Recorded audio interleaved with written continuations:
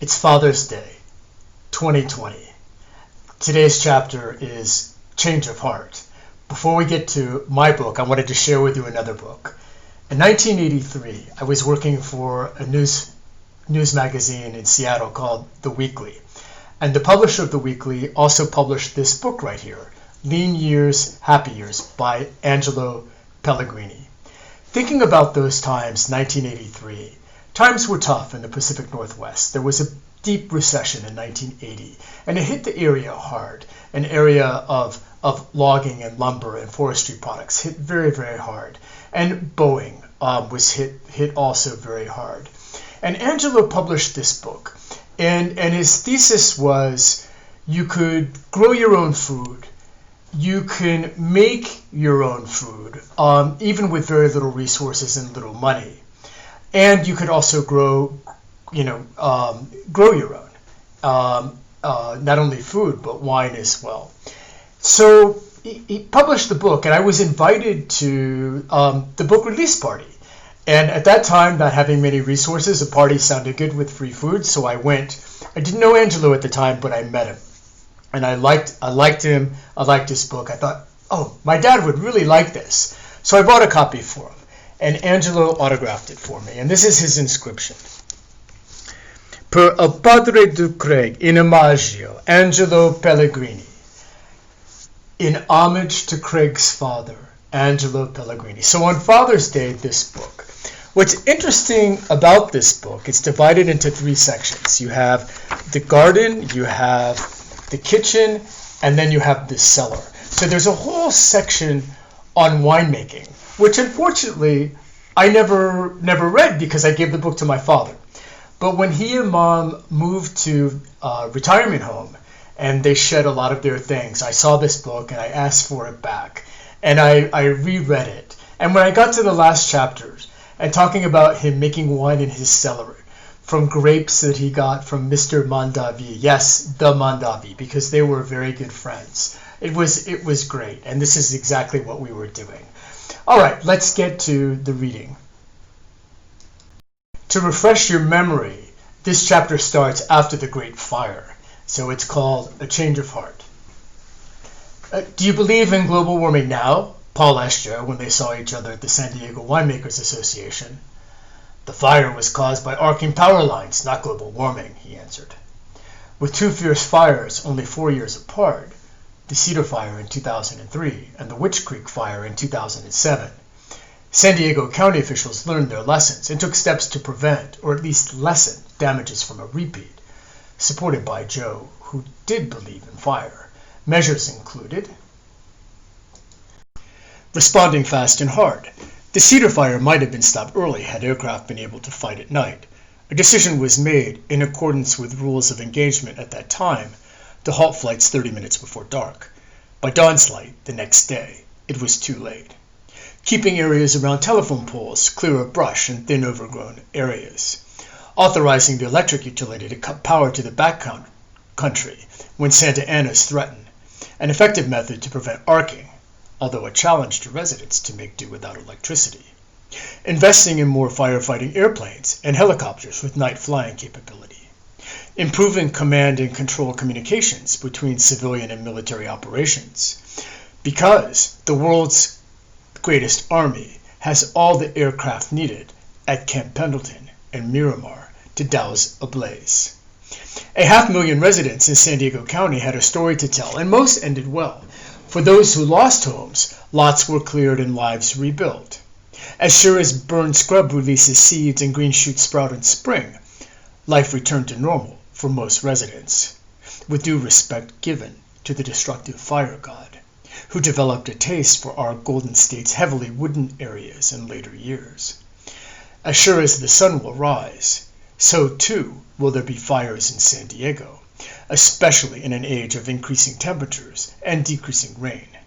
Despite all the precautions, preparations, and vigilance, all bets are off when the devil fans the flames. After returning home, Sheila, Bluey, and Paul went to his parents for dinner.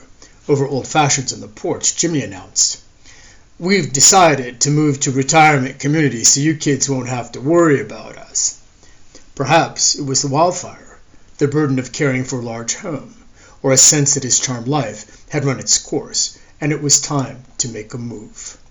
As they prepared lamb chops to grill and washed lettuce for the salad, Jimmy excused himself, and after a while, when he didn't return, Paul went to check and found him lying on the bed. "Dad, are you all right?" I'm fine," he answered with closed eyes. "I've had this before, and it passes." "What's the matter?" "It's just a brain fart." Do you want me to bring you to the hospital?" "I'm fine. We have an appointment next week at La Classe de Glen, and I need to be able to walk in." "Something's not right. I'm calling an ambulance." "Please don't. We have an appointment with La Classe again, and I need to walk in. It's just a brain fart." Paul consulted his mother, who concurred his father had experienced this condition before, and they decided to let him rest, as he repeatedly told them he must get better in time for their interview, proof his brain was stuck like a broken record. Some of you probably don't know what a broken record is. I restored an original RCA Victor hand-crank console's phonograph I still keep in the house. Paul brought Bluey over for a pose, who was better looking than the dog in the original advertisement, cocking his ear to the music. I like that expression, brain fart. Starting to have a few of those myself, brief lapses of memory, and the doctor assures me that's normal for my age. Jimmy dodged a bullet, mostly. Tests revealed he had a blood clot, probably caused by a disruption in his blood-thinning medication that was slingshot from his heart to his brain, grazing it with a flesh wound. If you ever see someone having a mild stroke, take them to the emergency room immediately so they can be treated with brain clot busters, even when they tell you don't. Paul learned his lesson and wrote this letter to his father for Christmas that year, delivering it with a bottle of wine. A diet of bacon, eggs, and pork chops with everything cooked in bacon grease in a black skillet, the grease stored in a tin can next to the stove, combined with working on a tobacco farm as a kid, where your country cousins taught you to smoke. You smoked in high school, and you smoked in college, and you smoked in the army because smoking made you a man when you were a kid from the College Corps of Cadets, but now you were in a war zone and an officer, and you needed to be a man when commanding other men, many older than you, and you were lucky the war had cooled down, but it was still the military, and there was no peace treaty, and there were raids from the north, exercises with live ammo, friendly fire, and if you were unlucky, you'd return in a black bag. It was always a possibility. Your father, bless his heart, died of a heart attack before he was 70, and your mother, bless her heart, had a heart attack when she was 70 that sent her down the slope, and your younger brother, who shared the same genes and same diet and your leftover cigarettes, dropped dead at 60, and there broke a noble heart. You had the good sense to see a cardiologist, and they put you on nitroglycerin. Isn't that an explosive? And you dodged a bullet when you felt a pain in your chest, and Mom took you to the hospital, and they wheeled you into the operating room for a stent. You didn't even tell us about it until you were discharged. Then they put you on blood thinner so you wouldn't get a stroke, and that seemed to work pretty well for years, except your hands have more dark spots than bruised bananas, until you nicked yourself shaving and wouldn't stop bleeding, and we dashed to the emergency room. It could have been worse. When we visited earlier this year, you didn't feel well and you went to lie down. You told me the name of your cardiologist and said you had a brain fart and that you were okay, and when you told us the same story 10 times, we knew you weren't okay. I made a mistake not rushing you to the emergency room, for later we learned that brain fart was a stroke, caused by a blood clot that went to your head. And if the phrase, "I dodged a bullet," was ever accurate, that's what you did. And after months of tests inspecting your brain, your heart, your lungs, although you had stopped smoking at 40, there was scar damage and bouts of pneumonia. On your 79th birthday, you announced, "I'm going to have open heart surgery." Thank goodness we live in a society that provides valve replacement for a man almost 80.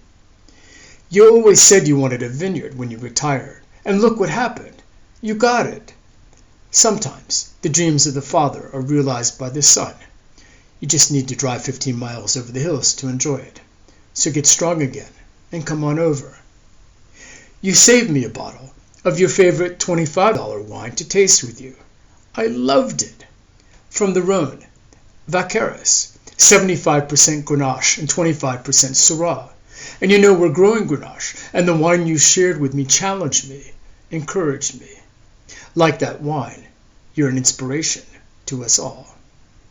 About that wine I gave you, inspired by the wine you shared, it's also 75% Grenache, with 25% Petite Syrah, all from our estate vines. And when we racked it and blended it into a new oak barrel 2 years ago, it was the best wine we had ever made, and reminds me of the Vacheris you shared. So here it is for you, a wine that dissolves bacon grease and fat from cheese and red meat, a wine that dissolves blood clots, a wine to heal a damaged heart, a wine to restore health, a wine to provide strength and long life after surgery. With all our love, Paul, Sheila, and Bluey. When visiting your parents at a hospital, you might be surprised by the things you learn. The female nurse preparing Jimmy for his MRI asked, "Do you have any metal objects?" "A penile implant." There's nothing like open heart surgery to bring someone face to face with religion, and Paul the proselytizer took the opportunity to open a discussion.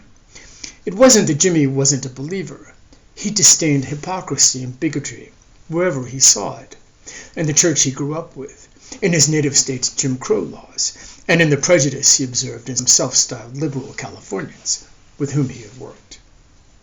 For their Last Supper, before surgery, Paul brought a bottle of the first bottle of wine he and Sheila ever made.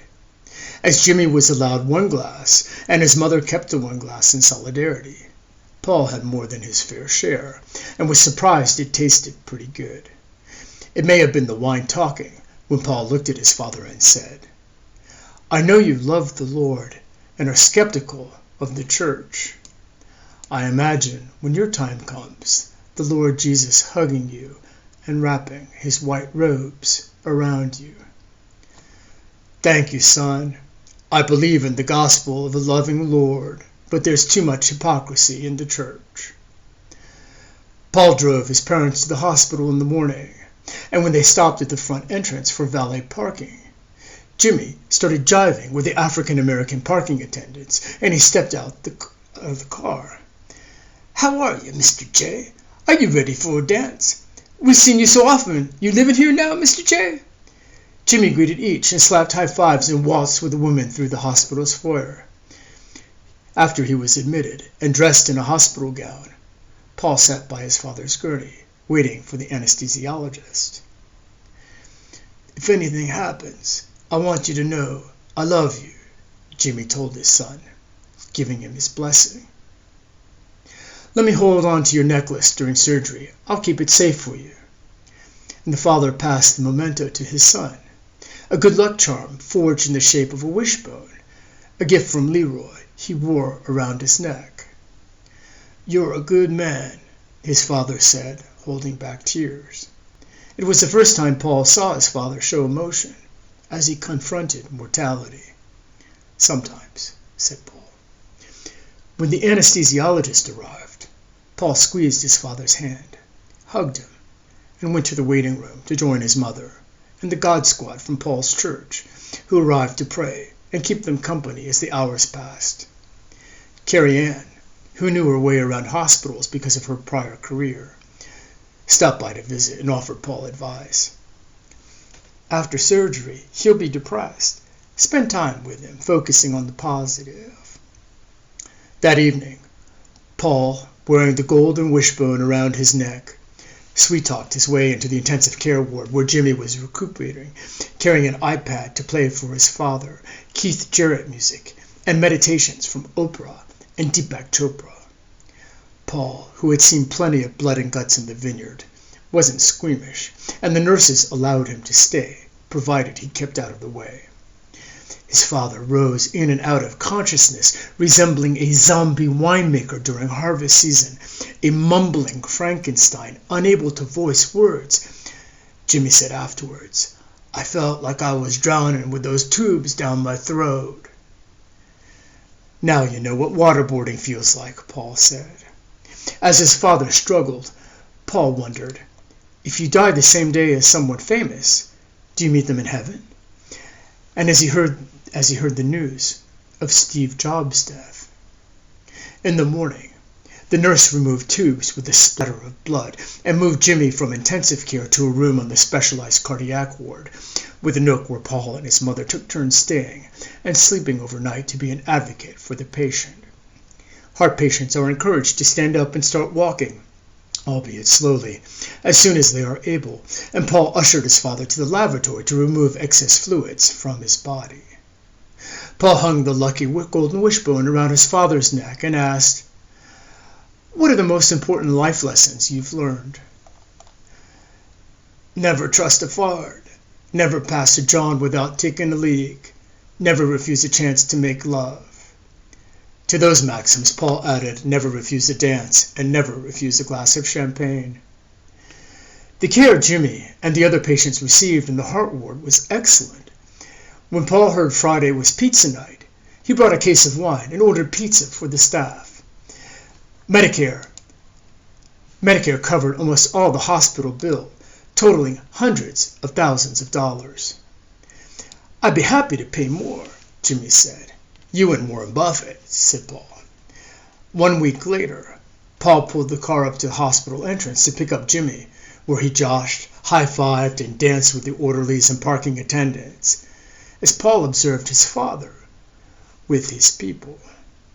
Back home, they walked from the porch to the end of the driveway, and then 2 laps around the house of the inside of the house, a good achievement the first day. Each day, the walks got longer. The cuts where his veins were ripped out of his leg to bypass his heart didn't succumb to MRSA. The wounds healed, his lungs strengthened, and there was no pneumonia. An usher at Paul's church, a righteous man, the same age as his father, had the same operation, the same month, and passed away. Jimmy dodged another bullet. A month later, Paul drove his father to the surgeon for a follow-up appointment, and the doctor said, "I heard you gave wine to the nurses and they said it was really good. What do I have to do to get a bottle?" "The Bootleggers Express always delivers. Consider it done." That weekend, Paul sat at his desk, opened a bottle of his favorite vintage, took out a piece of paper, and wrote, "Dear Dr. Newton, back in the days of the Great Depression, when the farmhands were all fighting the war, my dad, then a youngster, spent summers working on the family's tobacco farm in North Carolina, a small town not far from where you studied medicine, a university endowed by tobacco money. Of course, everyone smoked in those days, even the kids, as this was the heart of Tobacco Road. I relished the tales of mean country cousins tricking my city slicker dad with hot chili sauce, fireworks, and bunking Bronco Colts. Dad always held Carolina basketball close to his heart, and like father, like son, I grew up a fan of Dean Smith and the Tar Heels. When I heard a Duke-educated surgeon would perform his surgery, I was concerned, lest you hold a grudge about a basketball or football game from many years ago. But I was assured the Hippocratic Oath would oblige you to do everything you could to save him, despite the tar stuck at the bottom of his feet, lungs, and heart valve. With you performing operations every day, it's probably hard for you to remember all your patients. But as a family member of one of them, we remember his medical team and caregivers. We are also thankful for your skill, thoughtfulness, and straightforward communication about what he faced. I heard the surgeon's fee for a valve replacement and triple bypass surgery is in the range of $250,000. I'm not passing judgment, just commenting. It's a lot of money. What if we lived in a society where healthcare is rationed? Who makes the decision if a 79-year-old man is worthy of a new lease on life? What if he were 80? What if he were Vice President of the United States with a heart condition? Or an Imagineer who helped Walt design Disneyland? Would it be worthwhile? Is he worthy? What if the patient were my dad's country cousins, each suffering lung or heart disease from decades of smoking? What about a homeless bag lady on Times Square with a heart condition? Would she get the same treatment? Thank goodness, no death panel was called upon to make a decision. Thank goodness for Medicare, the system of health insurance available to all Americans with premiums only of a couple $100 per month. For the record, Dad says he would gladly join Warren Buffett and pay more. I'm just wondering how long this system will last. I could never hope to repay the man who saved my father's life, just as a child can never pay back the parent who has been so good. But I have something to share with you, a gift for the man who has everything but this, a special bottle of wine, my most precious bottle, self-made, not purchased at the store. Grapes grown by me, my wife, and our dog, picked by us, crushed by us, vented by hand, gently pressed by hand in a basket press, just one barrel produced, less than 300 bottles. With the care of a surgeon's hands, the grapes were nourished, inspected, dissected, the seeds inspected for readiness, the sugars for strength, the acids for taste and drinkability, pH measured to ensure longevity, blended with another estate varietal to add complexity, balance acid, enhance flavors, to create something better from what was already good. Walking down rows of vines, I'm the doctor of the vineyard, responsible for maintaining the vine's good health. And when a cold or virus strikes, quickly diagnose the cause and propose a remedy. With your surgeon's skill and precision, I trim leaves to let in more light, cut away a damaged berry from a cluster as a cancer surgeon cuts away rotting tissue, knowing that, with one slip, one missnip, I could lose a whole cluster, a cluster of berries the size of a heart. I respect the surgeon who is not allowed to miss. I tip my hat to you. You asked, and you have received, about the wine I gave you. It's a blend of our finest estate Grenache, enhanced with Tempranillo and Petit Syrah. Let its flavors carry you to the hills of Spain's Rioja region and to vineyards outside Lyon in France. There are only 5 bottles left, kept for special occasions, and it is an honor to share one of the last bottles with you. The vineyard and winemaking are inspired by my father, the man whose life you and your team saved and prolonged. May this wine bless you, nourish you, protect you, and prolong your life. May the good Lord continue to be with you, and may your precious hands be an instrument of God's healing ministry on earth. Eternally grateful, yours sincerely, Paul. Whenever he drove by the Heart Hospital, Paul remembered the caring staff and occasionally dropped off a case of wine for Friday's pizza party, saying a silent prayer for the caregivers and those receiving new leases on life, and for those whom not even the surgeon's skill could cure. And each month, Paul delivered a case of wine to the assisted living community where his parents moved, the bottles enjoyed by his parents, who quickly became popular, sharing it with their other residents. From time to time, when Jimmy became irritated, Paul would say, "Dad, you weren't given a new heart to fuss. Let it go." One thing that changed was his father's taste buds, as Paul's wine, originally judged not that bad in his parents' annual Christmas letter, was promoted to very good. His dad said he enjoyed every bottle, even the wines Paul disliked. Gradually, slowly, one day at a time, Jimmy grew strong again, and Paul, the bootlegger, the snake oil salesman, claimed, "Our wine cures heart disease and cancer." He supplied a lifetime of wine to his father and wife, but could the wine save his dog?